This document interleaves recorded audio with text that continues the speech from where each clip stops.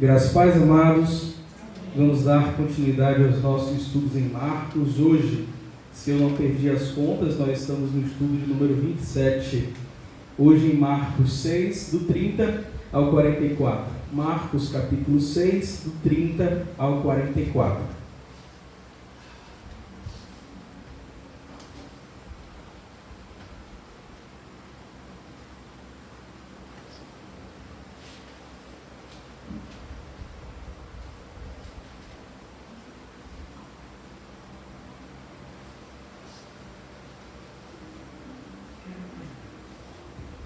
Amém? Todos encontraram? Amém.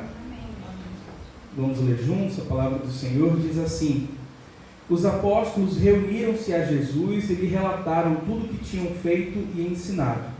Havia muita gente indo e vindo ao ponto de eles não terem tempo para comer. Jesus lhes disse: Venham comigo para um lugar deserto e descansem um pouco. Assim, eles se afastaram num barco para um lugar deserto. Mas muitos dos que os viram retirar-se, tendo-os reconhecido, correram a pé de todas as cidades e chegaram lá antes deles. Quando Jesus saiu do barco e viu uma grande multidão, teve compaixão deles, porque eram como ovelhas sem pastor. Então começou a ensinar-lhes muitas coisas. Já era tarde, e por isso seus discípulos aproximaram-se dele e disseram: Este é um lugar deserto e já é tarde. Manda embora o povo para que possam ir aos campos e povoados comprar algo para comer. Ele, porém, respondeu: Deem-lhes vocês algo para comer. Eles disseram: Isso exigiria pelo menos 200 denários. Devemos gastar tanto dinheiro em pão e dar-lhes de comer? Perguntou ele. Quantos pães vocês têm? Verifiquem. Quando ficaram sabendo, disseram: 5 pães e 2 peixes. Então Jesus ordenou que fizessem todo o povo assentar-se em grupos na grama verde. Assim, eles se assentaram em grupos de 100 e de 50. Tomando os 5 pães e os 2 peixes, e olhando para o céu, deu graças e partiu os pães. Em seguida, entregou-os aos seus discípulos para que os servissem ao povo, e também dividiu os 2 peixes entre todos eles. Todos comeram e ficaram satisfeitos. E os discípulos recolheram 12 cestos cheios de pedaços de pão e de peixe. Os que comeram naquela oportunidade foram 5.000 homens. Vamos orar. Senhor, muito obrigado pela sua palavra que está diante de nós para ser partilhada. Nos permite, pela sua misericórdia, pela sua bondade, que desfrutemos de mais um tempo de edificação, de crescimento, para amadurecermos e termos uma vida guiada pelo Senhor. Nos mostra o verdadeiro Cristo, corrige toda a distorção que nós temos na nossa teologia, na nossa compreensão do Senhor, e faz com que, compreendendo a verdade sobre Cristo, haja vida em nós e vida em abundância. Nós te agradecemos, continua conosco em nome de Jesus. Amém. Meus queridos, o trecho anterior, que foi do versículo 6 ao versículo 29, é um trecho extremamente importante na narrativa de Marcos. É um daqueles sanduíches, que nós falamos aqui, e ele é aberto com comissionamento, o envio dos discípulos, que são chamados de apóstolos, os enviados de Cristo ao mundo, e esse sanduíche ele é preenchido com um relato que parece para a gente, à primeira vista, que não faz sentido absolutamente nenhum. É preenchido ali pelo martírio, pela morte, o sofrimento de João Batista por Cristo. E ali é um contexto, a gente viu aqui, chega a ser revoltante. Como um servo do Senhor tão significativo no relato das Escrituras morre de uma forma tão banal. E nós vimos aqui, eu comentei com os irmãos, que os 2 únicos relatos, 2 únicas passagens em Marcos que não tratam de Jesus, falam sobre esse, o último dos profetas, que é João Batista. Fala lá no capítulo 1 dele sendo aquele que prepara o caminho para o ministério terreno de Jesus, e aqui no capítulo 6 fala que ele prepara o caminho também para a morte, para o sofrimento do Messias. Ele é uma figura importante e nós nos despedimos dele aqui e lembramos da fidelidade, da coragem que ele teve de denunciar o pecado independentemente do custo. Isso é a marca da fidelidade do profeta do Antigo Testamento que nos ensina. E agora nós vamos avançar, vendo a progressão desse ministério de Cristo. Vamos ver então o versículo 30. pode ler para a gente, por favor? Voltaram os apóstolos à presença de Jesus e lhes relataram tudo quanto haviam feito e ensinado. O texto vai dizer para a gente, fechando esse sanduíche de Marcos, que os discípulos que foram enviados para pregar nas aldeias, vilarejos, agora certo, né? Agora sem erro nenhum no vilarejo, né? Eles voltaram, trouxeram ali bons testemunhos. O que eles fizeram naquele lugar? Pregaram, ensinaram, expulsaram demônios, curaram pessoas. Só que a pergunta que fica para nós é: por que Marcos faz questão de conectar essa história do martírio de João Batista e o envio dos discípulos? Parece que não faz sentido nenhum. Só que primeiro, naturalmente aqui, nós devemos olhar o termo que ele usa para designar essas pessoas. Ao longo de todos os outros textos aqui do livro de Marcos, nós vemos ele se referindo a esse grupo dos 12 como discípulos. Só que a gente vê lá no capítulo 3, versículo 14, e aqui no início desse capítulo, chamando eles de apóstolos, para designar que é um grupo certo, definido, com um número contado de pessoas que são enviadas por Cristo como suas primeiras testemunhas. Esse termo significa literalmente isso, né? Apóstolos são enviados de uma missão.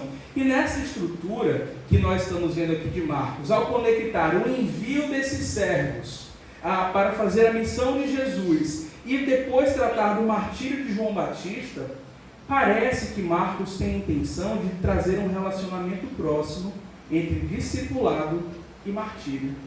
Um relacionamento muito estreito entre o discipulado, seguir a Cristo, a missão e o sofrimento por essa missão. É o que Jesus vai ensinar lá no capítulo 8, versículo 24 ou 34, quando ele vai dizer para a gente que o discipulado tem um custo. Aquele que quiser me seguir deve negar-se a si mesmo, deve renunciar a si próprio. Só que é interessante a gente pensar que eu estava até comentando com ele essa semana, que isso aqui não pode nunca dar margem para parecer que esse sofrimento do discipulado é um custo que o servo de Deus paga para seguir a Cristo. Então, quando nós falamos do custo do discipulado, nós não estamos falando de um preço que você paga para ser aperfeiçoado. Quando Paulo diz, por muitas tribulações é necessário passar para entrar no reino de Deus, ele não está falando que você precisa sofrer para pagar algum preço para entrar no céu. Aí eu estava lembrando com ele de uma música de Diante do Trono, que ela fala assim no refrão: ainda existe uma cruz para você carregar, não se deixe enganar, a porta é estreita, o caminho é árduo para você trilhar, ainda existe uma cruz, ainda existe um preço a pagar. Se a gente vai presumindo a boa fé de quem escreveu, a gente releva. Só que nesse ponto nós não podemos dar margem para parecer que o sofrimento do discípulo é uma forma de tornar você mais espiritual, de alguma forma te fazer mais aceitável para Deus, porque você está sendo mais parecido com Cristo.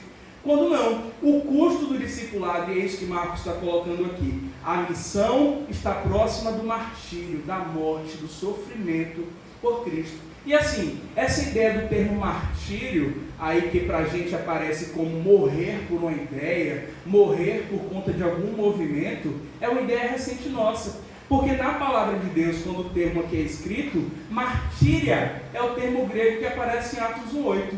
Vocês serão minhas testemunhas. Então, testemunha, martíria. Existia um tempo onde martírio estava relacionado simplesmente a testemunhar de alguém. Só que na nossa concepção moderna, o que é o martírio é morrer por essa ideia, porque virou a consequência natural de seguir a Cristo. Então a gente tem que se livrar de uma conotação que pareça que a cruz de Cristo não é completa, que a obra dele tem que ser aperfeiçoada por nós por meio do sofrimento, porque isso não faz sentido nenhum. O martírio, o sofrimento, não é uma etapa integrante do processo de salvação, porque o processo de salvação é levado a cabo por Jesus do início ao fim. Então é importante a gente fazer essa distinção. Nos primeiros séculos do cristianismo, nos 2 primeiros principalmente, era impossível você dizer que você era servo de Cristo, discípulo de Jesus, e você não colocar um alvo nas suas costas imediatamente e sofrer por ele. E logo, quando Marcos está colocando aqui sobre esse relacionamento entre discipulado e sofrimento, é porque não tem como você ser um imitador de Cristo no mundo, porque discipulado não é somente seguir as orientações de Jesus, mas é um compromisso de imitá-lo, e não tem como você imitá-lo em um mundo em que ele foi rejeitado, e você vai ser abraçado, acolhido, tratado como se estivesse tudo bem, porque o próprio Jesus, ele falou sobre isso, dizendo: olha, muitas pessoas vão te odiar, simplesmente porque você leva o meu nome. Isso é para a gente marcante, né? Porque portar o nome de Jesus Cristo e se comportar como Jesus Cristo faz de você um alvo, né? Por isso que ele diz: cada um tome a sua cruz cada dia e siga-me. Essa ideia de que aquilo que é um símbolo que pode trazer para você a morte, você vai carregar colocando de forma ostensiva. A própria vida de Cristo, independentemente do custo, você vai carregar exibindo: eu sou um discípulo de Cristo, e ainda que me custe a morte, como foi no caso de João Batista, eu vou assumir esse resultado tranquilamente. Aí vamos avançar no texto um pouquinho, mas antes disso, só reparem um fato. Nós temos um banquete, nesse miolo desse relato aqui do capítulo 6, que é o banquete que Herodes Antipas ele promove. É uma festa onde tem pessoas poderosas, é uma celebração de alguém que é inimigo do bem, e essa festa termina com morte. A morte de um servo de Deus que é tratado no texto, como nós vimos aqui, como justo. E a cena que vai vir agora para a gente é a cena de um novo banquete, não é verdade? É uma nova celebração. Só que nesse momento aqui agora, não é uma celebração do pecado, não é por alguém que sente vergonha de fazer o bem. Não foi isso que aconteceu com Herodes Antipas? Ele não podia recuar na promessa que ele fez, senão ficaria mal para os outros. Aqui não. É um banquete que é presidido, é celebrado por aquele que é santo. Ele é justo. E o que está em foco aqui não é para a gente alguém que vai ser egoísta, pensando somente nele. É alguém que o texto vai dizer para a gente que ele age com graça, compaixão, e ele vai exibir para essa multidão de pessoas aquilo que João fala no capítulo 6. Esse Jesus é o próprio pão da vida, esse pão que desce do céu e é entregue à humanidade para trazer satisfação, preenchimento da vida, sentido. É isso que ele faz. Então nós temos aqui agora, a partir desse trecho, um contraste. O banquete de Herodes, que resulta em morte, é um banquete egoísta, e o banquete de Cristo, que é impulsionado pela sua compaixão, como diz o versículo 34. Ele olha para a multidão, que não deixa que ele descanse, e ele tem compaixão dela, porque elas são como, o povo é como ovelha sem pastor. Logo aqui a multiplicação vai ser um ato da compaixão de Cristo. E só mais um fato importante: esse é o único milagre que tem nos 4 relatos do Evangelho. Logo nós precisamos fazer uma leitura dele como se esse relato aqui fosse central no ministério de Jesus Cristo, como se fosse essencial para compreendermos quem ele é e aquilo que ele faz no mundo. Então vamos aí avançar agora, versículo 31 e 32. Quem puder ler, por favor.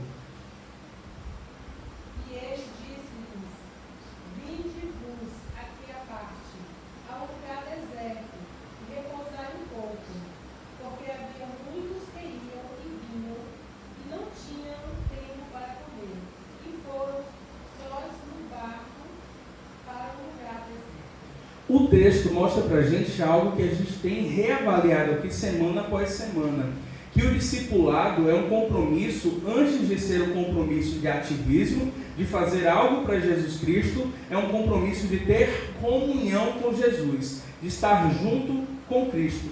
Antes de você fazer o que Jesus manda que você faça, Jesus Cristo quer que você esteja com Ele. Esse é um convite que é para todos nós, porque é prioridade. O que nós vimos aqui é que a necessidade da multidão é sempre uma constante. E se for fazer o gosto dessa multidão, Jesus não faz mais nada. Ele fica lá curando gente, expulsando demônios, ele fica resolvendo problemas pontuais, ele fica refém dela se ele deixar. E essa multidão, nós vamos lembrar, como temos visto até aqui, eles não são o grupo de dentro. Aqueles que têm um compromisso pessoal com Cristo, que é um sentimento genuíno de reconhecê-lo como Salvador. Não tem nada disso nessa multidão.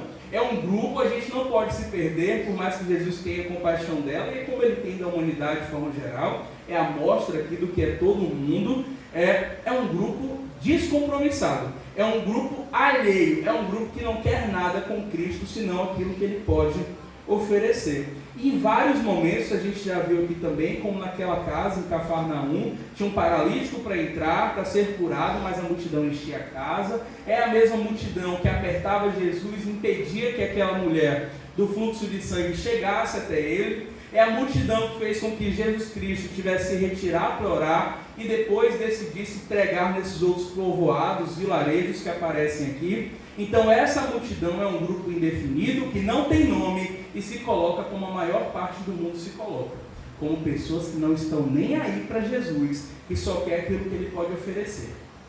Isso é bem complicado. E aqui é curioso para a gente um fato, por conta dessa multidão, diz o texto para a gente, que os discípulos estavam até sem tempo para comer. Eles estavam extremamente atarefados, que a necessidade básica deles, não só dos discípulos, mas também de Jesus, porque Jesus é verdadeiramente humano, então ele se cansa, se alimenta, ele tem fome, Então a proposta de Jesus é, vamos nos retirar, venham comigo para um lugar deserto. E a palavra deserto aí vai ser reiterada, vai ser repetida nesse trecho para a gente. E ele vai fazer o que agora com seus discípulos? A mesma coisa que ele fez no primeiro capítulo, se retirar para um lugar solitário para descansar, para ter esse momento de intimidade. E naquele capítulo primeiro, quando nós vimos, não sei se os irmãos estão lembrando de que texto eu estou falando, quando Jesus Cristo está curando a multidão, naquele dia hiperativo de Jesus Cristo na nossa percepção, ele tem um dia inteiro que ele acorda cedo, ainda vai curar a multidão, aí ele se retira para orar, para um lugar solitário. Aí vem Pedro, está todo mundo te procurando, o que você está fazendo aqui? Ele fala, não, eu não vim para isso não, eu vim para pregar, então vamos para outros lugares que eu preciso alcançar. Então, como ele ensinou naquele momento, ele continua ensinando aqui, que a comunhão com o Pai, a comunhão com a fonte do seu ministério, de Jesus, quem é a fonte do seu ministério? O Pai. Qual a fonte do ministério aqui dos discípulos? O próprio Jesus Cristo, ao mesmo tempo que é também o Pai. Então, a comunhão com Cristo está acima das tarefas que se tem a fazer. No meio das agitações, das ocupações do dia a dia, por mais sejam numerosas e possam parecer baseadas em bons motivos, isso tudo não pode tomar a melhor parte, que é estar com Jesus. Lembrando que se os irmãos quiserem comentar qualquer coisa a qualquer momento, é só levantar a mão, sinalizar. E a gente refletiu sobre isso quando a gente teve a exposição aqui daquele texto de Lucas sobre Maria e Marta, sobre como o atarefamento ele pode desviar o seu foco, e o termo que é usado ali naquele relato é distrair. Marta se deixou distrair por conta dos muitos afazeres. E o que Jesus ensina para a gente rapidamente aqui, nesse testemunho que ele dá no capítulo 1, e esse chamado para os discípulos para que estejam com ele em um lugar solitário para descansar, é que quanto maior a exigência que nós temos pesando sobre nós, quanto maior a nossa responsabilidade no meio da missão, das tarefas de Cristo, maior é a necessidade que nós temos de estar a sós com ele. Então, quanto mais você está atarefado, quanto mais coisas você se vê tendo que fazer, mais necessidade você tem de aprofundar a sua comunhão com ele. Não tem como você dizer que é algo secundário, deixa para depois, Jesus Cristo quer prioritariamente o que eu tenho que fazer, não. Ele quer, antes de tudo, o seu coração. As obras das suas mãos não servem para nada se antes Cristo não tiver você. É o que a gente tem que lembrar o tempo todo, Então, esses discípulos obedecem, eles se retiram com Jesus para um lugar deserto. Pelo menos é o que o texto tinha dito para a gente que eles imaginavam. Mas não é isso que acontece, Versículo 33.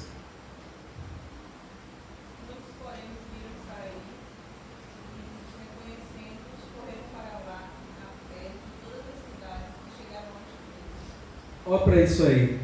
Eles se retiraram de barco para um lugar de descanso, mas as pessoas vieram, saíram de lá a pé e ainda chegaram antes que eles chegassem do outro lado. Imaginem aí, o grupo que Jesus chamou aí, que esperava ter agora um tempo de tranquilidade, chega do outro lado, mas a missão permanece. Alguém ia falar? O povo já está lá. O povo já está lá. eles perseguem Jesus, né? Eles têm esse interesse. Aí imaginem, você sai por conta da multidão, porque você precisa descansar, você precisa tirar esse tempo, porque é bíblico, é um princípio que deve ser mantido, e assim que chega, desceu do barco, lá está a multidão de novo. Muito trabalho, muita coisa para fazer. Essa multidão é um grupo, sim, descompromissado, mas é um grupo fascinado por Jesus. Já viu o que Jesus é capaz de fazer, e isso chama atenção. Faz muita gente ficar admirada e ter interesse. Quem não teria interesse, gente? Vendo Jesus fazendo tantas coisas extraordinárias. E essa multidão chega a antecipar o movimento de Jesus, né? Parece até que o conhece. Não, olha, está retirando aqui, provavelmente ele vai para tal lugar. E eles vão, se antecipam e brotam naquele lugar. Só que isso não é comprometimento genuíno. Isso não é o verdadeiro discipulado. Só que Jesus sabia que essa multidão estaria do outro lado? Sabia, né? Ele sabia. Ele sabia que eles estariam lá, que eles não o deixariam. E Jesus poderia antes ter mudado de rota. Gente, ó, eles foram para lá. Bora desviar o caminho aqui, porque a gente precisa descansar. Mas não foi isso que ele fez. Da mesma forma que há uma intencionalidade aqui da multidão em buscá-lo, né? Pelo menos, mesmo que seja com motivação errada. A multidão quer ir atrás dele. Da mesma forma, ele tem uma intencionalidade aqui que nós vamos ver o motivo, né? De se deixar encontrar, de não se esconder, não se omitir dessas multidões. E esse próximo versículo vai nos mostrar isso, versículo 34. Quando Jesus desceu do barco, viu a multidão e teve pena daquela gente, porque parecia ovelhas sem pastor, e começou a ensinar muitas coisas. Apesar dessa multidão romper esse momento que era esperado, que era necessário, o descanso dos 12 junto com Jesus, eles, se a gente for lembrar, eles acabaram de sair daquele envio 2 a 2 de pregar nesses outros espaços, então eles estavam realmente cansados, né? Mas Jesus olha para essas pessoas aí. Alguém tem outra versão, além de pena, sobre o que Jesus teve dessa multidão? Compaixão. É a palavra precisa aí. E é uma palavra que em todo o Novo Testamento, a versão aqui grega dela só vai ser aplicada para Jesus. Não é uma palavra que é aplicada, o ser humano teve compaixão. Aí o ser humano pode até ter pena de alguém. Pode ter um sentimento assim de se ver inclinado, dó. Mas essa palavra que aparece aqui para o sentimento que Jesus teve por essa multidão é uma palavra que só aplica a Jesus em todo o Novo Testamento. E não é uma compaixão vazia. Jesus demonstra essa compaixão como ele fala: eu tenho que ensinar essa multidão. Porque Jesus sabia, embora eles tenham dificuldade de reconhecer, eles teriam salvação fora de Jesus? Não. Jesus é o único recurso dessas multidões. Fora de Jesus, esse grupo todo, esse tanto de gente aqui, está perdido. É um grupo que precisa de direção. E o que Jesus fala desse grupo? Eles são como ovelhas sem pastor. E quem é o bom pastor que está diante deles? O próprio Jesus. Eu sou o bom pastor, eu conheço as minhas ovelhas, eu sei a necessidade que elas têm.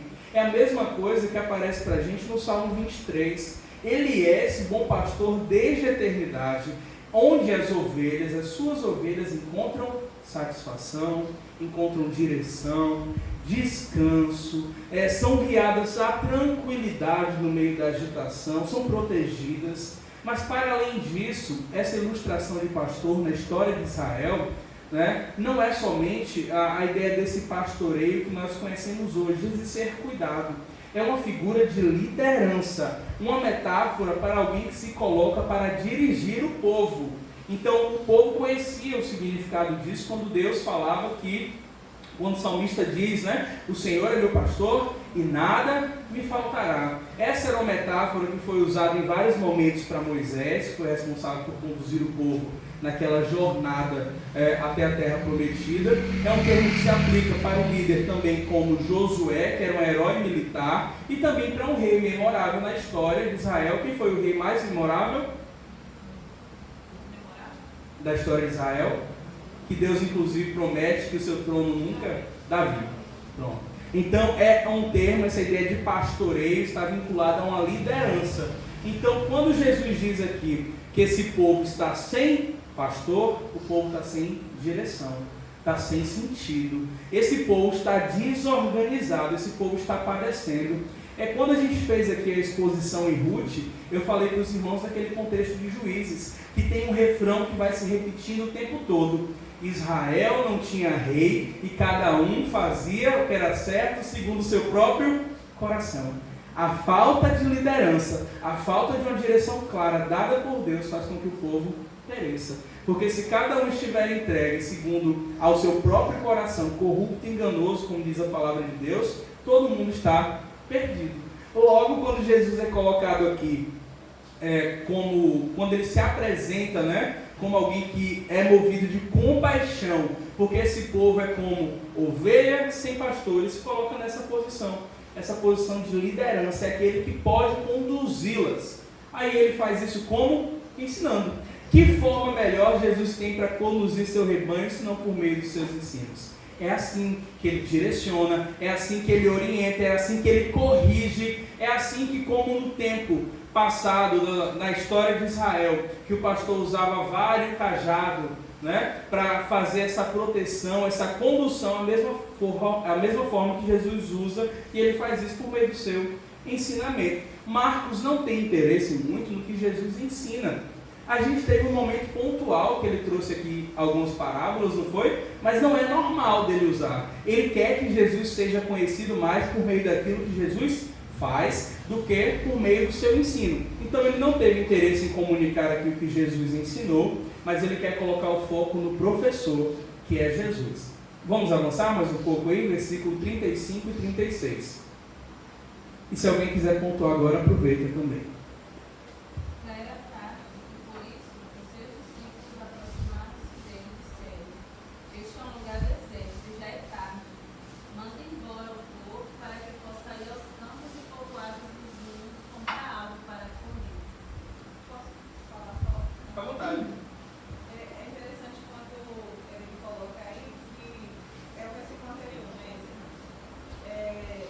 Jesus teve compaixão deles e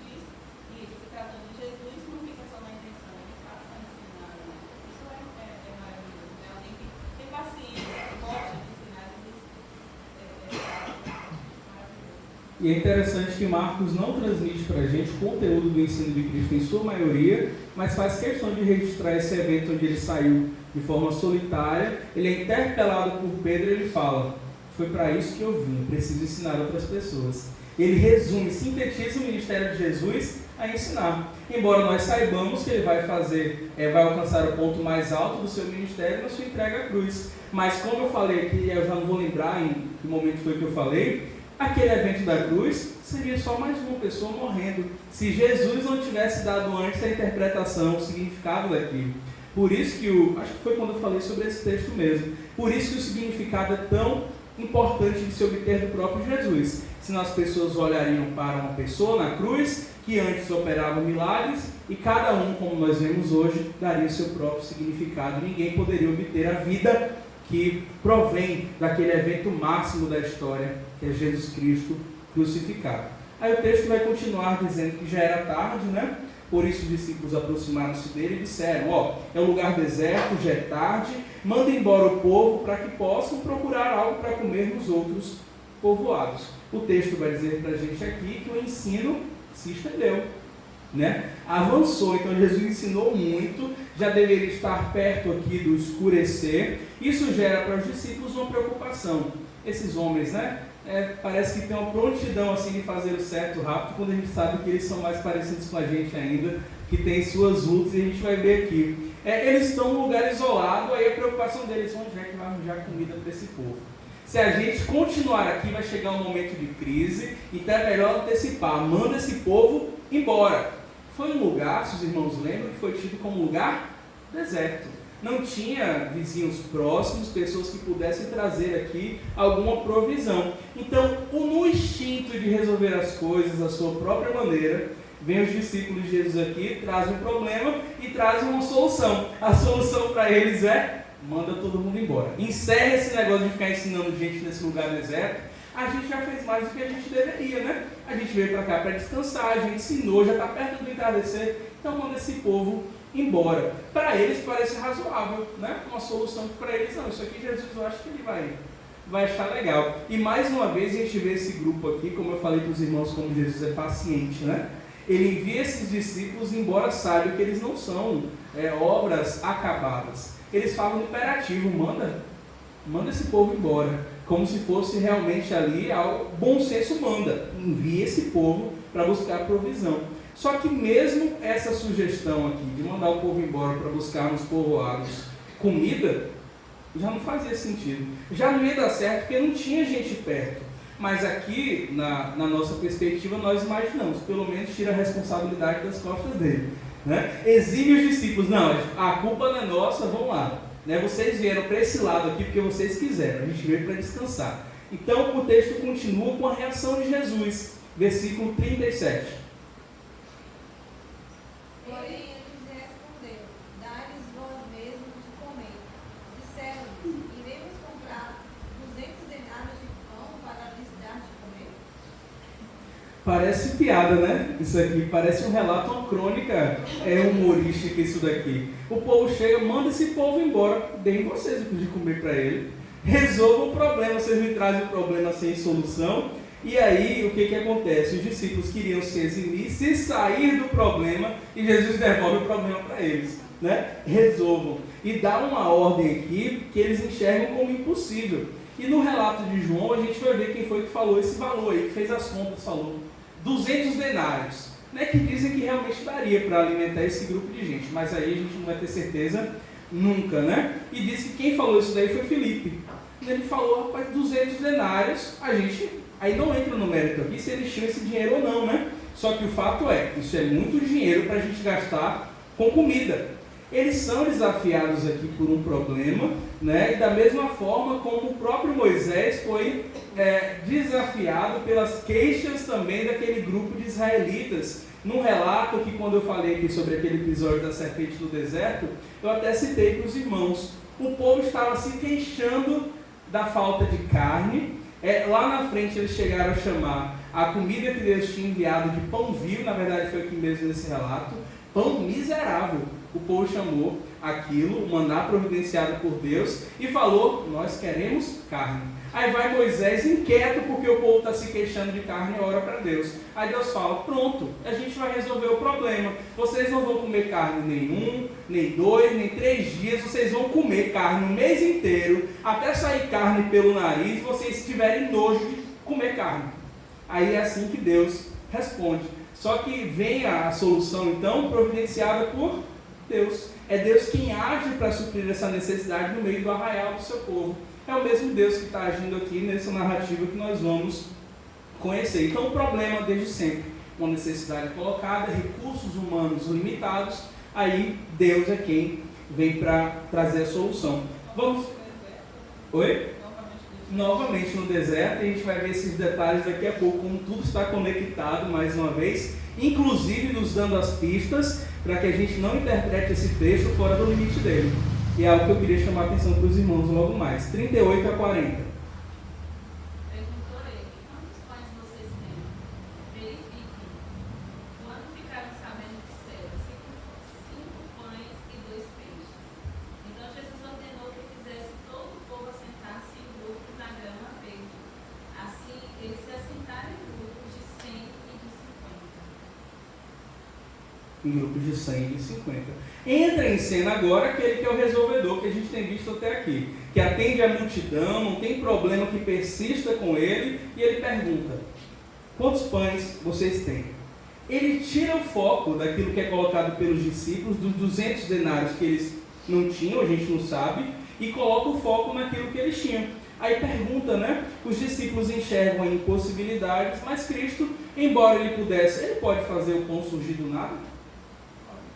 Ele poderia muito bem fazer ali sem nenhuma substância prévia, ele poderia fazer ter pão até não ter mais onde colocar. Assim como ele, a gente tem visto aqui em Hebreus, é por meio de quem todas as coisas foram criadas, ele é um bom padeiro também, ele saberia fazer um pão aí que alimentasse a multidão, mas ele não quis fazer assim.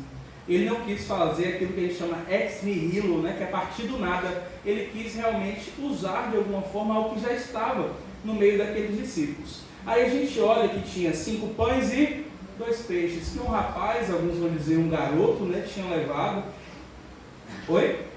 Tá cantando a música, né? 5 pães e 2 peixinhos. No relato lá de João, capítulo 6, versículo 9, diz que essa informação de 5 pães e 2 peixes veio acompanhada de um julgamento. Um dos discípulos chegou assim, ó, João 6, 9. Aqui está um rapaz com 5 pães de cevada e 2 peixinhos. Mas o que é isso para tanta gente? Né? Desprezou. Né? Então traz para a gente sentido. Jesus Cristo queria realmente ensinar o seu poder, a sua autoridade. Ele não leva essa descrença em consideração, mas ele ordena ele já vai organizar as coisas. Ele ordena que as pessoas sentem, demonstrando que a situação está sob controle. Ele vai resolver. E para melhor serem satisfeitas, ele faz o quê? Divide a multidão em grupos de 100, de 50, e eles vão sentar onde? Na grama. Essas ovelhas, sem pastor, vão ficar ali assentadas, aguardando, né? Para serem satisfeitas pelo bom pastor que está chegando para resolver. Moisés, no capítulo 18 de Êxodo, tem um relato que ele fez exatamente a mesma coisa. Diz que ele organizou, por conta da dificuldade de lidar com o povo, ele sozinho estava tendo que ouvir e julgar as demandas de todo mundo. Aí vem lá o sogro dele, como é o nome? Jétro, fala: isso que você está fazendo não é bom. Separa aí líderes, né? Pessoas que possam te ajudar, traga para você só as questões mais difíceis. E ele fez isso, separou grupos de 1.000, 500, 100, de 10, colocou líderes para quê? Para que a necessidade do povo pudesse ser satisfeita. Então é um princípio de organização no reino de Deus que Jesus Cristo fala, né? As coisas não são bagunçadas, as coisas são com decência e ordem. Jesus Cristo já mostra para a gente como desconcentrar ajuda as coisas a funcionarem de forma melhor, de forma mais fácil de administrar. Aí o que ele faz? Versículo 41.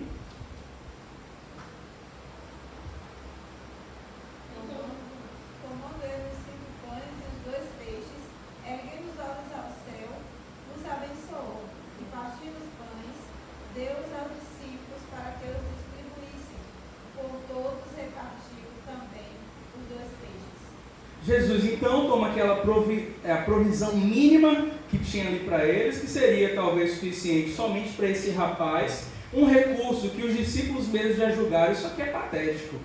Isso aqui não dá nem para começar a brincadeira aqui. Imagine aí, se vocês irem, não tiverem como pescar, combina para cada um levar uma coisa, aparece só Rodrigo com 5 pães e 2 peixes. Eu pensei que mesmo se eles tivessem dinheiro, como é que era comida para 5 pessoas? Qual a logística que ia usar? Não tinha nem o que comprar. Não tinha nem o que comprar, tinha só um milagre ali naquele, né? Só um milagre ali. Por isso que a solução mais fácil é manda esse povo embora. Resolve da forma mais acessível. É a gente, quando vê muita gente, até por comida, os povos embora, né? A gente não. Muitas vezes a gente não vai para o ponto de.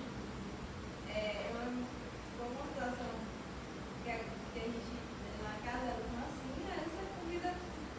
Não falando assim, mas. Era muito. Falei, meu filho, Deus, todo mundo comeu, até sobrou comida. Então, assim, a gente achava, não, todo mundo aquele monte de comida, não vou chamar as pessoas. Claro, a gente tem que ser prudente, né, organizado. Você não vai chamar 50 pessoas e fazer comida para 10, né? Mas, se você fez comida para 10 e chegou 20, você vai esconder a comida?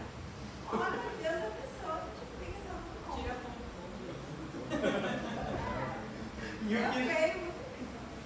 E o que nós vemos aqui Jesus Cristo fazendo? Ele olha para essa provisão que os outros achavam que era algo insignificante, e de fato era, né? Ele olha para o céu, dá graças e começa a partir. Nós não sabemos o conteúdo da oração, mas esse ritual aqui, que ele vai repetir inclusive na ceia, é o ritual de um pai de família judeu, ali reunido com sua família, partindo o pão. Nós não sabemos o conteúdo da oração, mas os pais judeus reunidos com sua família para ceiar, para comer, tinham uma oração padrão que eles faziam, que dizia assim: louvado seja o Senhor nosso Deus, Rei do mundo, que faz o pão vir da terra e que provê para todos que o Senhor criou. A gente tem Jesus Cristo orando, dando graças, mostrando para eles que a provisão para o sustento vai vir de Deus, é o Senhor quem dará aquilo. E tem um paralelo com a última ceia, que ele faz a mesma coisa, a sequência é igual: toma o pão, dá graças, parte e entrega.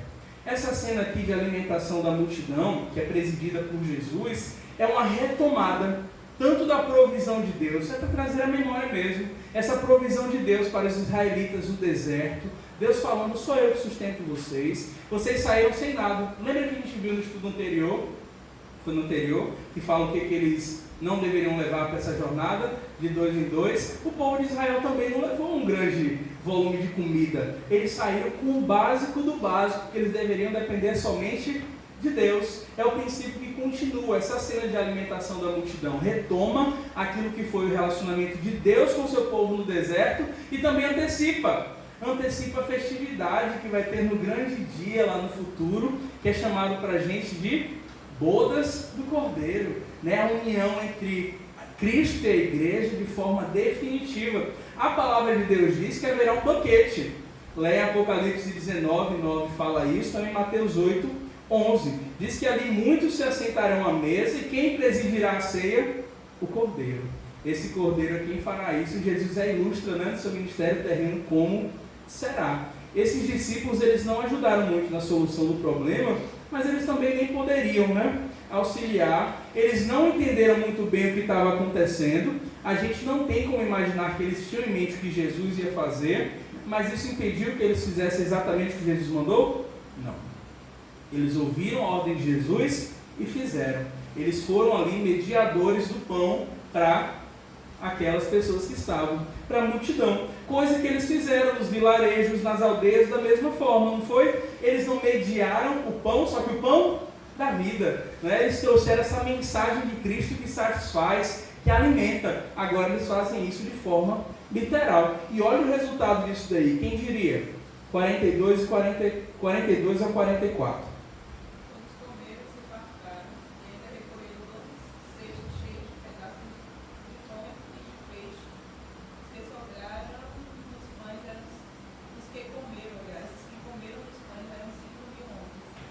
Olha aí o resultado, né, da ação de Deus. Nós temos um resultado que nos remete de novo ao Salmo 23:1.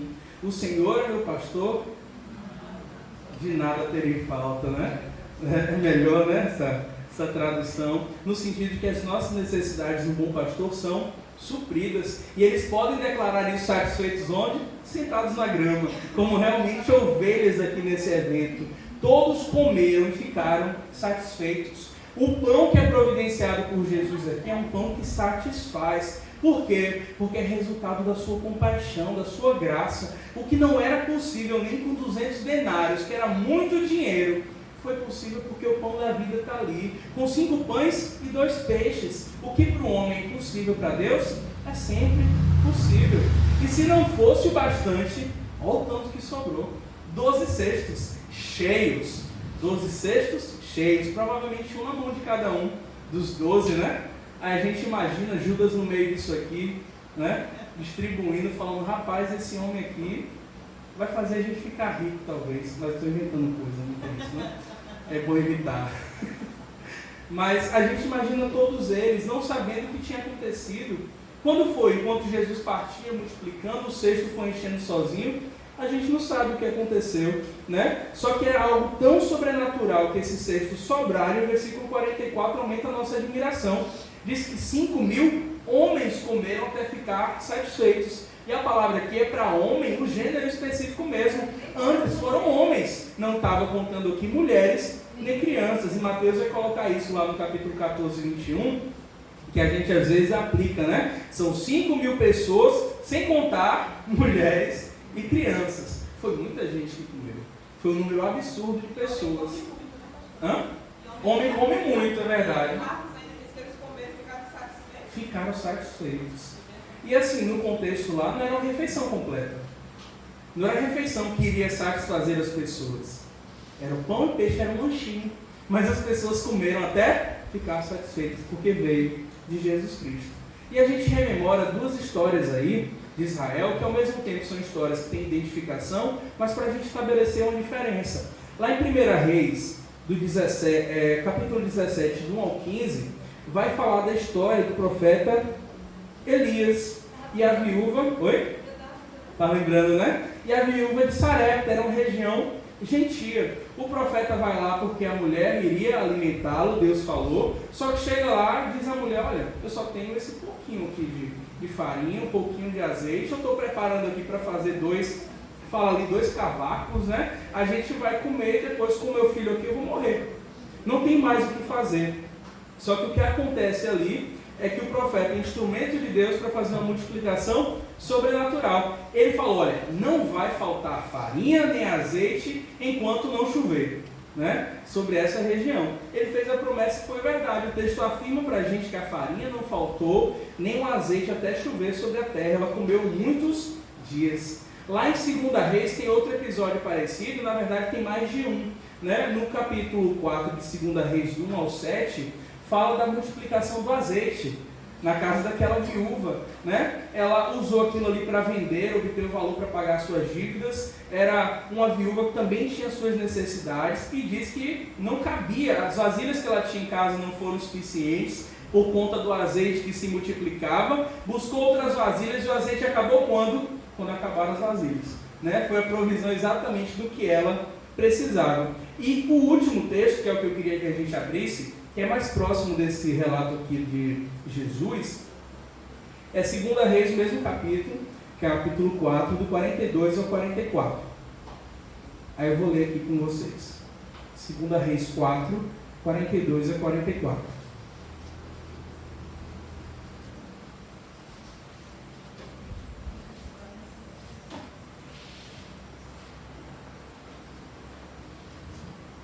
Amém? Diz assim: um homem veio de Baal Salisa, trazendo ao homem de Deus 20 pães de cevada, feitos dos primeiros grãos da colheita, e também algumas espigas verdes. Então Eliseu ordenou aos seus servos: sirva a todos. Lembrando que o primeiro texto que eu li também foi com Eliseu, né? Sirva a todos. O auxiliar de Eliseu perguntou: como poderei servir isso a 100 homens? Eliseu, porém, respondeu: sirva a todos, pois assim diz o Senhor, eles comerão e ainda sobrará. Então ele serviu, todos comeram e ainda sobrou, conforme a palavra do Senhor. 20 pães de cevada, né, foram utilizados para alimentar quantas pessoas? 100 homens. né? Então a gente vê que o mesmo Deus que estava lá, agindo pelo seu servo, está aqui. Todavia, a gente pode pegar o argumento que a gente está vendo aqui, que é o argumento central do autor aos Hebreus, para aplicar. Se a gente olha para Elias, olha para Eliseu, a gente vai poder dizer: Jesus é maior, Jesus é superior, está acima deles. Por isso que o que Jesus manifesta não tem nem comparação, né? O centro da história dessa alimentação da multidão, e é isso que eu queria que vocês se atentassem a ler um texto como esse. O centro, o ponto focal dessa história aqui, não é simplesmente suprimento de necessidade. Não é somente sobre provisão, sobre as pessoas estarem alimentadas. Embora seja verdade que Deus supra as nossas necessidades, e a gente vê isso no Sermão do Monte, lá no capítulo 6, não é? Olha, vocês vão ter o que vocês precisam, não se preocupem com essas coisas, porque Deus conhece. Só que o ponto focal desse relato não é esse. O relato que eu tenho falado para os irmãos, que tem estado no centro aqui do livro de Marcos, é sobre o novo êxodo, essa nova saída do povo de uma escravidão. Lá atrás, na história de Israel, foi a escravidão do Egito, agora é a escravidão do pecado, que Jesus Cristo está libertando. Lá, orientados, liderados, conduzidos por Moisés, agora conduzidos por quem? Por Jesus Cristo diretamente. Nós temos nesse texto aí, no versículo 31, no 32, no 35, repetições da palavra deserto, que vão trazer para a gente a memória, vão nos rememorar aí exatamente esse evento, a história de Israel, a jornada após o êxodo. A multiplicação dos pães vai lembrar para a gente o que foi o maná, essa carne que foi providenciada por meio das codornizes, não foi? Aquele evento de Moisés de organizar o povo é relembrado quando Jesus os distribui ali, separando em grupos. E quando a gente olha aqui a liderança de Jesus Cristo, nós vamos olhar para lideranças importantes no contexto de Israel. Josué antes, Moisés, o próprio Davi. E o texto deixa claro para nós aqui que tem um rebanho de ovelhas sem pastor que estão precisando de liderança. Um rebanho de ovelhas rebeldes e precisam de alguém como Moisés para guiá-los. Precisa de alguém, Moisés ensinava, não era isso que acontecia? Precisa de alguém como Davi para liderá-los. Só que Jesus cumpre o papel desses dois. Jesus une as expectativas, é o que estamos vendo em Hebreus. Os reis do passado, profetas do passado, não são nada se comparados com Cristo. Ele é a revelação perfeita de Deus, ele une todas essas expectativas. E antes de satisfazer as pessoas com o pão que ele oferece, ele satisfaz as pessoas com a sua própria palavra. Essa foi a sua prioridade. O alimento, a multiplicação dos pães, foi um acréscimo no final de um dia de ensinamento. O principal foi aquilo que não foi relatado para a gente com detalhes, mas que Jesus entregou, porque era isso que era capaz de trazer vida. Eles voltaram a ter fome depois desse relato aqui, que ficaram satisfeitos. Mas em relação à palavra de Jesus, é como ele diz desde o início da história: a palavra de Deus não volta vazia, ela cumpre o propósito para o qual foi enviada. E algumas pessoas, irmãos, já ouviram isso provavelmente, em sermões, em ensinamentos diversos. Algumas pessoas olham esse texto aqui e vão tentar dizer que é simplesmente sobre provisão, sobre multiplicação de recursos, quando não é sobre isso não. Alguns liberais vão dizer que esse texto aqui não teve nenhum milagre, nada sobrenatural. O que está acontecendo aqui é que cada pessoa levou um pouquinho, juntou de todo mundo, e aí todo mundo comeu. Olha que bonito, né? Todo mundo comeu. É um princípio ali para dizer: olha, nós precisamos unir o nosso esforço. Quando nós nos unirmos os nossos recursos, nós vamos acabar com a necessidade do mundo. Não vai ter mais ninguém com fome. Mas esse posicionamento a gente tem que deixar para lá, não pode absorver. Porque o que acontece para a gente aqui é: Jesus Cristo fez isso de forma sobrenatural, milagrosa, algo que só Ele poderia fazer na proporção que Ele fez. Outros vão dizer aí, e os irmãos talvez já tenham ouvido, né? Sempre essas coisas assim, cuja moral é bonita, mas está fora do texto. Alguns vão dizer, né? Traga o seu pouco para Deus, que Deus multiplica. Outros vão usar esse texto para dizer assim: faça a sua parte. Como é? Tem até um ditado que eu disse que é bíblico, né? Faça por ti que eu te ajudarei. Né? Usa alguns recursos assim. É verdade que Deus supre as nossas necessidades? Sim. É verdade que Deus multiplica recursos conforme a soberana vontade dele? Sim. Mas esse não é o ensino do texto para a gente. O ponto focal, o ponto principal, não é o principal. É um evento sobrenatural aqui que aponta para a divindade de Cristo e para a satisfação que é encontrada somente nele. Uma satisfação que ultrapassa a barriga cheia, que ultrapassa necessidades. Porque aqui o ensino que ele quer colocar não é pensando assim, poxa, o Senhor alimentou tanta gente no passado e hoje eu estou sem nada para comer na minha casa. Isso pode acontecer? Pode. E Jesus foi infiel? Não.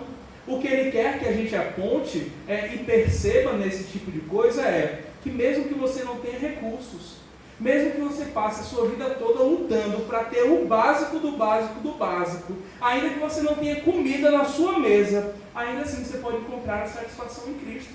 Satisfação verdadeira para a sua alma, porque Jesus é suficiente. E por que é suficiente? Porque Ele nos enche daquilo que não perece, daquilo que não diminui, daquilo que não esvazia, que é a vida eterna.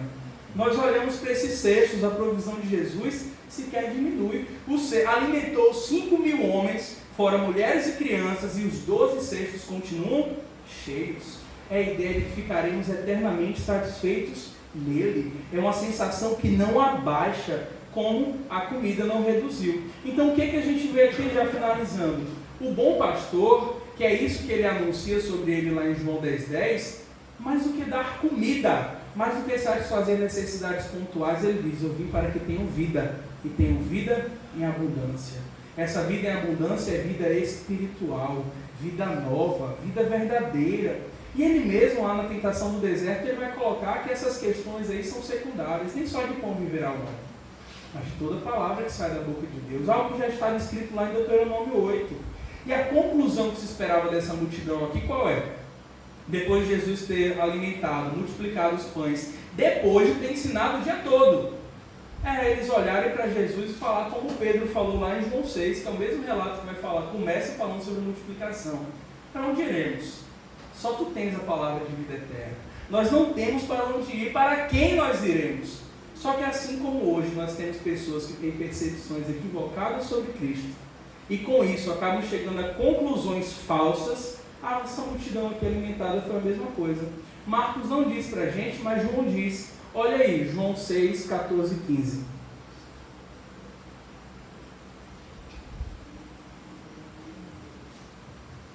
João 6, 14 e 15. Eu vou fazer a leitura.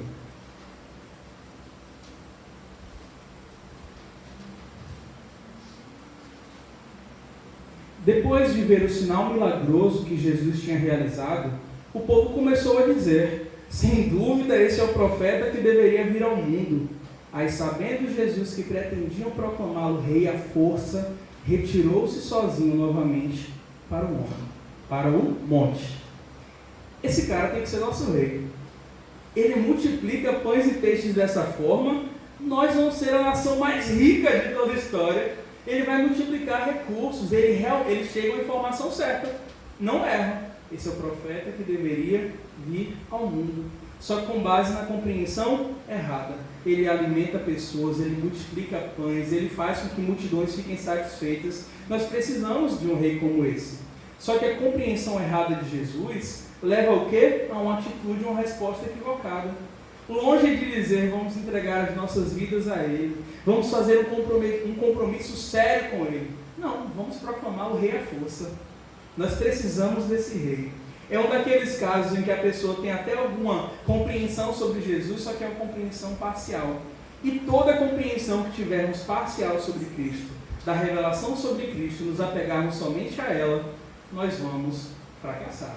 Nós vamos falhar e não vamos conhecer Jesus de forma nenhuma. E essa é a diferença entre multidão e discípulos.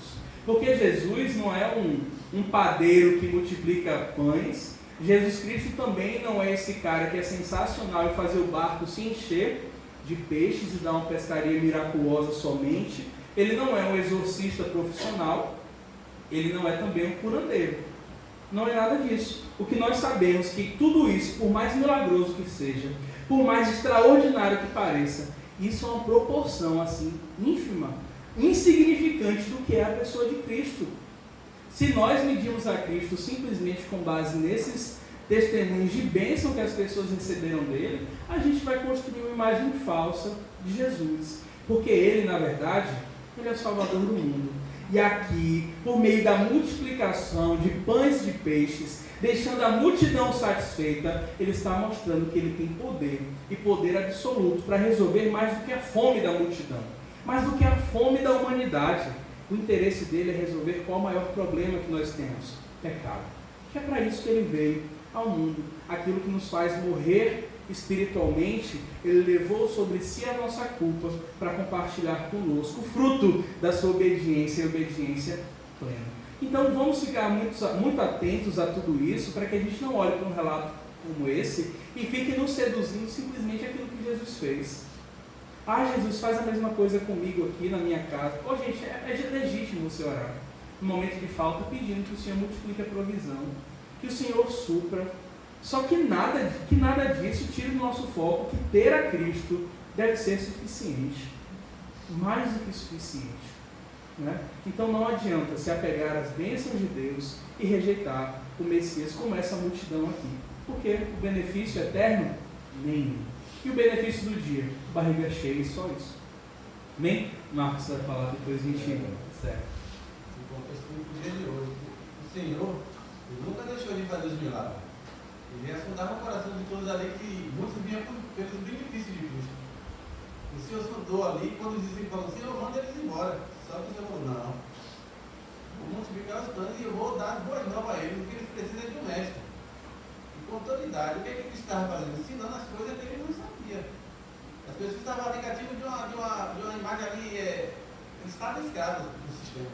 Eles não sabiam de nada, eles estavam sem pastor mesmo. Hoje tem muitas pessoas sem pastor. Pastor de Cristo, que prega isso aí que você está pregando. Às vezes é errado, por quê? É mais isso mesmo. E a gente está cheio de saber isso, mas o Senhor é tão bondoso com a gente, que Ele nos ensina na palavra. Se a gente vê o erro, a gente sabe. Que a gente está dentro da palavra. Não que a gente seja guru da sabedoria, mas Ele, com a nossa pequenez, Ele vai lá e ensina o Espírito Santo. E a gente se afasta das coisas que não é isso. E ele fez isso ali com o povo. O povo era muito. Já, ele chegava no barco, já tinha multidões, tinha que sair dali, senão ele ia ser exprimido. Mas o que é que o povo queria? Benefícios. É diferente de hoje? Não. É a mesma coisa. As pessoas dão por benefício, por cura de câncer, por carro, por casa, por muitas coisas. Agora, por Cristo, são poucos. Pouquíssimos. Isso é real da nossa vida hoje. É diferente. É real hoje. É verdade, a diferença sempre vai ser isso, ter o conhecimento de Cristo, né? Porque ele diz mesmo, a palavra de Deus fala: meu povo perece por falta de conhecimento, de sabedoria. William. Essa questão que você falou é interessante a gente prestar muita atenção, porque a gente que tem TV aberta, tem muitos desses canais, né, dessas igrejas, e eles pegam muito isso. E aí fica passando lá no rodapé o valor para você ficar ofertando. E ontem eu estava mexendo lá, procurando alguma coisa, e parei lá no canal, e era a Sônia Hernandes que estava pregando. Eu deixei lá. Ela pegou um texto, eu não li o texto, mas pegou tudo fora do contexto. Eu vou tirar porque ela estava na sala, eu vou tirar porque ensina livros. Com você continuava vendo, né? Depois acaba sendo a informação, né?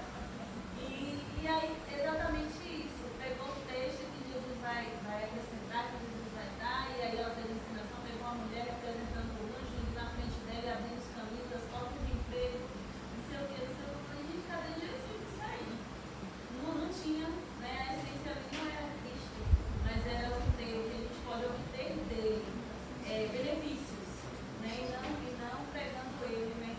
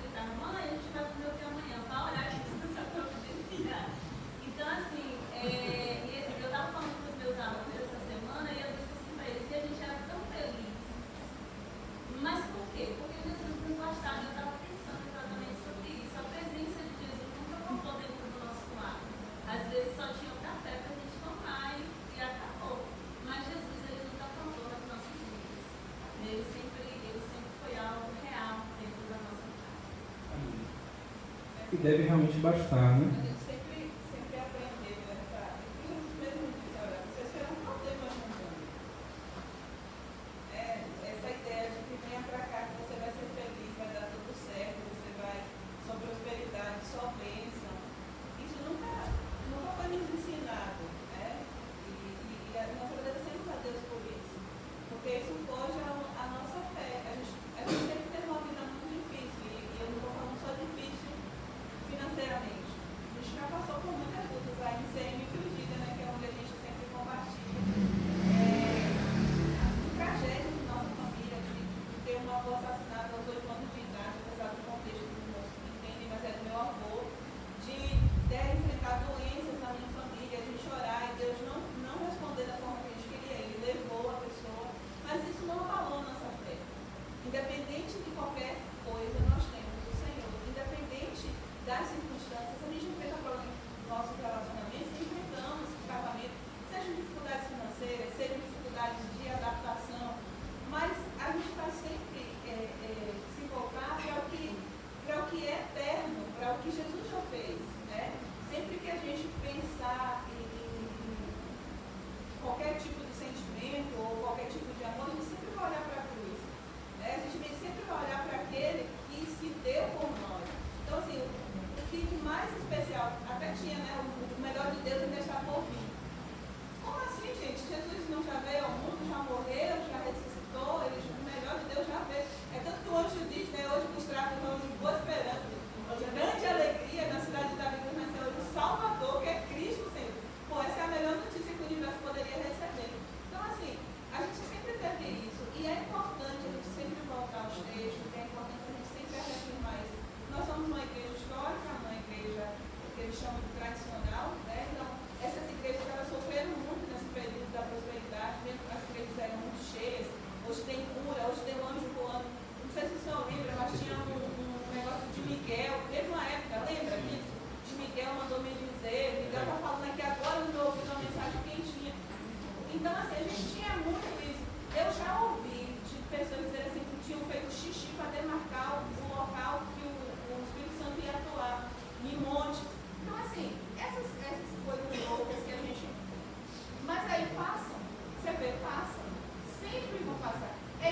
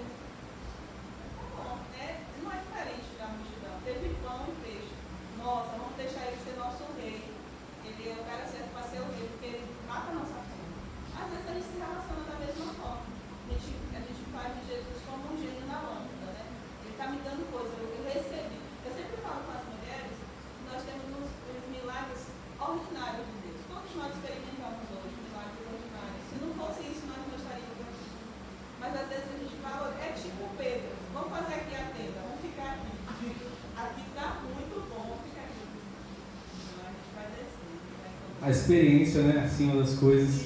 Então eu até falei com o Wilma hoje de tarde, quando ela esteve lá em casa, que esse texto é um prato cheio para a teologia da prosperidade. Eles vão dizer, está vendo aí o que a gente falou? Que estar em Cristo Jesus é sinônimo de bênção material. Eles sempre vão dizer isso. Só que a maior bênção que é inaugurada para a gente quando fala da obra de salvação, que é exposta para nós, é: vocês têm as bênçãos celestiais em Cristo Jesus. Isso deve bastar. Ainda que você não tenha riqueza material, ainda que sua vida seja uma luta dia após dia para conseguir o pão, o básico. Tem Jesus Cristo, você é rico nas regiões celestiais. E é suficiente. Amém? Vamos orar encerrando esse momento.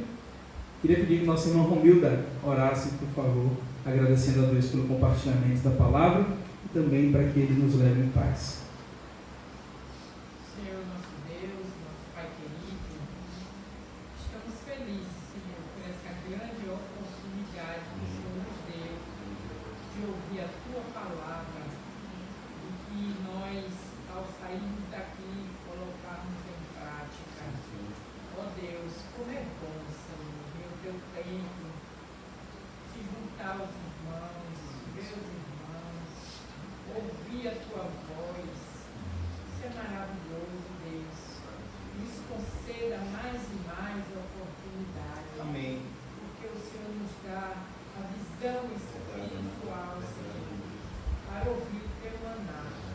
Ter o Senhor é tudo nas nossas vidas. Ter o Senhor foi um presente maravilhoso que nos deu, Senhor, porque foi o plano de salvação. Muito obrigado, Senhor, por tudo que ouvimos aqui nesta noite. Muito obrigado. Nos conceda mais e mais oportunidade. Obrigado pela vida do Teu Filho, que através do Teu Espírito Santo nos trouxe essa mensagem nesta noite. Leva-nos em paz para os nossos lares, nos dê uma noite em paz. Estas bênçãos eu te peço e te agradeço.